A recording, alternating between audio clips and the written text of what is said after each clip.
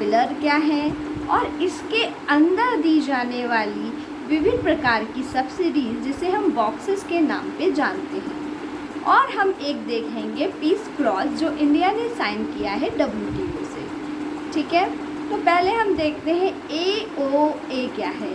तो AOA यानी agreement on agriculture जो साइन किया गया था उरुग्वे राउंड जो WTO का 8वां राउंड था यानी 1995 में। ठीक है, इस राउंड में ही कृषि से जुड़ी कुछ जो है समझौतों को साइन किया गया जिसके बेसिक 3 पिलर थे। ठीक है, कौन से 3 पिलर थे?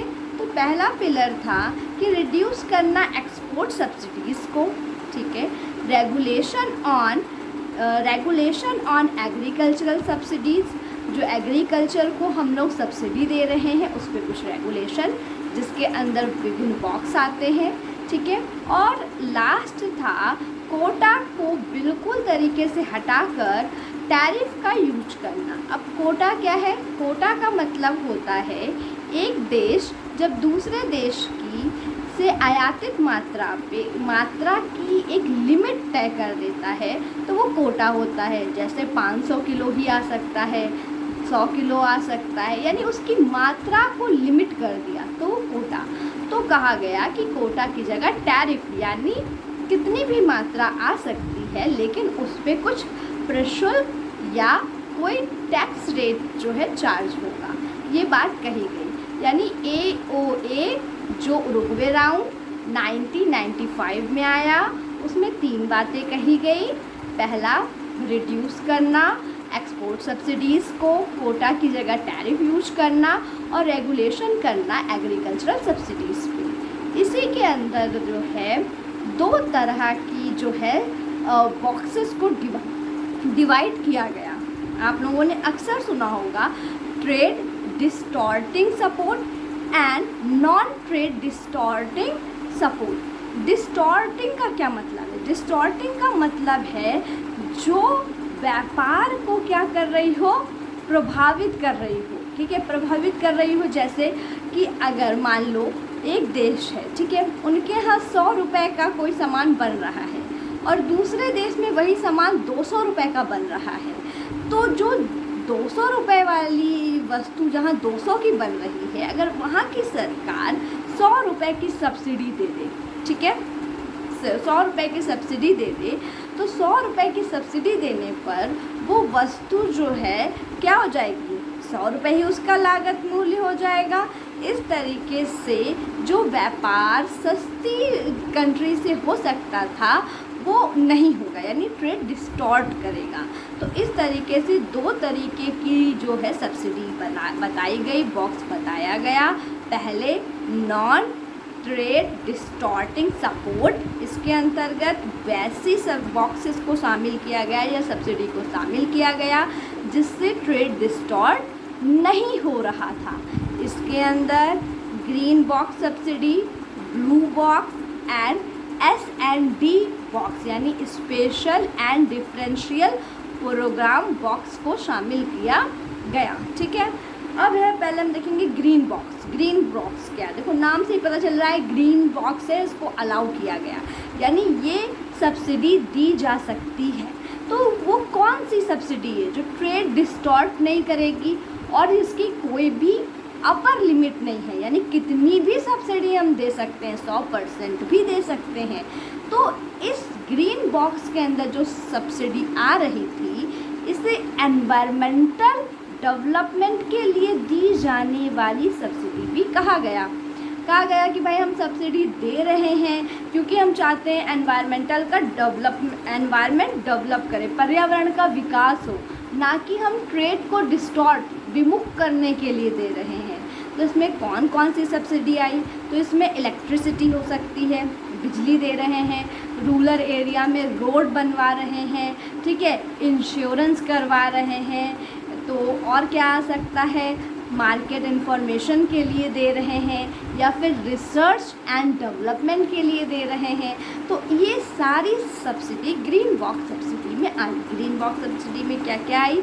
Electricity, research and development, rural road, electricity, ठीक ठीक है, मार्केट इंफॉर्मेशन, इंश्योरेंस ETC, जिससे एनवायरनमेंट का डेवलपमेंट हो रहा है, ना कि ट्रेड डिस्टॉर्ट हो रहा है, इसीलिए इसकी कोई भी अपर लिमिट नहीं थी, इसे कितनी भी दी जा सकती है।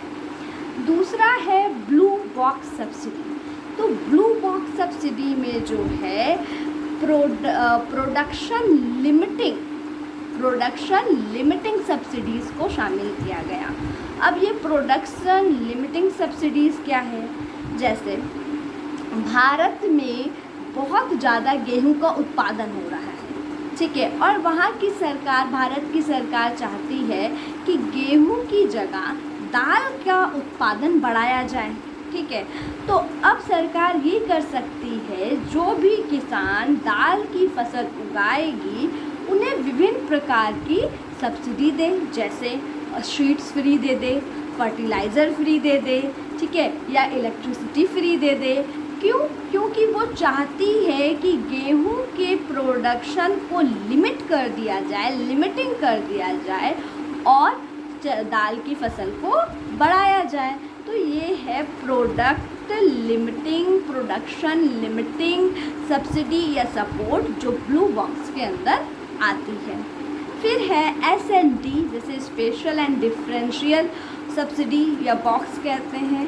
ये बेसिकली लेस डेवलप्ड कंट्रीज़ या अल्प विकसित देशों के लिए होती है, क्योंकि वहाँ जो है केवल मिनिमम जीवन निर्वाह स्तर को प्राप्त करने भर का ही जो है क्या होता है, उत्पादन होता है, व्यापार होता ही नहीं है इतना। तो वहाँ जो है कम से कम वहाँ के किसान जो है अपने खाने भर का अनाज उगा ले, तो वहाँ अलाउ है कि वो सब्सिडी दे सकते हैं। तो ऐसी सब्सिडी को इस S&D बॉक्स के अंतर्गत लाया गया। तो ये तीनों तरह की जो सब्सिडी थी ये नॉन ट्रेड डिस्टॉर्टिंग थी, इससे ट्रेड डिस्टॉर्ट नहीं हो रहा था, ठीक है। ग्रीन और S&D में तो लिमिट नहीं थी, लेकिन ब्लू बॉक्स में लिमिट थी कि कुछ लिमिट के अनुसार ही हम वो सब्सिडी दे सकते हैं। अब हम पढ़ेंगे ट्रेड डिस्टॉर्टिंग सपोर्ट को, जिसके अंदर अम्बर बॉक्स सब्सिडी आती है, ठीक है। अम्बर बॉक्स, अम्बर मीन्स ग्रीन ऑरेंज, ठीक है, ऑरेंज बॉक्स सब्सिडी आती है। तो अम्बर बॉक्स सब्सिडी जो है ऐसी सब्सिडी है जिसको देने से एक देश का व्यापार या दूसरे देश का व्यापार प्रभावित होगा, आयात और निर्यात प्रभावित होंगे, ठीक है। जैसे इसके अंतर्गत आती है प्राइसिंग पे दी जाने वाली सब्सिडी, जैसे MSP, ठीक है, जिसे कहते हैं मिनिमम सपोर्ट प्राइस, या फिर इनपुट पे दी जाने वाली सब्सिडी। ये सब अम्बर बॉक्स सब्सिडी के अंदर ही आती है, ठीक है। और अम्बर बॉक्स सब्सिडी से क्या होता है, जो व्यापार है वो प्रभावित होता है। कैसे होता है? जैसे मान लीजिए भारत में गेहूं जो है या चावल, ठीक है, बासमती चावल 50 रुपये क्विंटल जो है उत्पादित हो रहा है, 50 रुपये किलो उत्पादित हो रहा है। वही अमेरिका में ये 80 रुपये किलो उत्पादित हो रहा है। तो व्यापार का नियम यही कहता है कि भारत को जो है ये चावल किसको बेचना चाहिए, अमेरिका को बेचना चाहिए।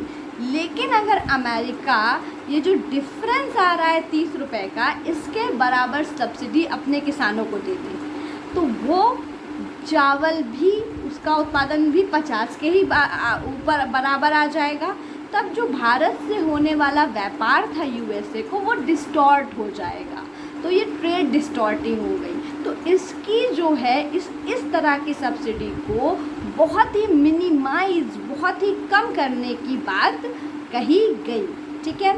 या हम इनपुट पे दे दे, अब मान लीजिए वो 50 रुपये का उत्पादन कर रहे थे, वो 80 रुपये में उत्पादित कर रहे थे, लेकिन USA क्या करे, उसे अपने किसानों को जो है फर्टिलाइज़र फ्री दे दे, सीड्स फ्री दे दे, सब कुछ फ्री दे दे, ताकि चावल का जो उत्पादन हो रहा है वो 40 ही रुपये में हो जाए, ठीक है। तो इस तरीके की जो सब्सिडी ट्रेड डिस्टॉर्टिंग सब्सिडी थी, इसे अम्बर बॉक्स में रखा गया, इसको कम से कम करने की बात कही गई और इसे डेवलप कंट्रीज़ के लिए 6 वर्षों में 5% और लेस डेवलप के लिए 10 वर्षों में 10% तक लाने की बात कही गई। लेकिन भारत जो है वो अंबर सब्सिडी में 10% से ज़्यादा दे रहा है, क्योंकि भारत में जो है 2012-13 में एक प्रोग्राम आया या स्कीम आई जिसे कहते हैं नेशनल फूड सिक्योरिटी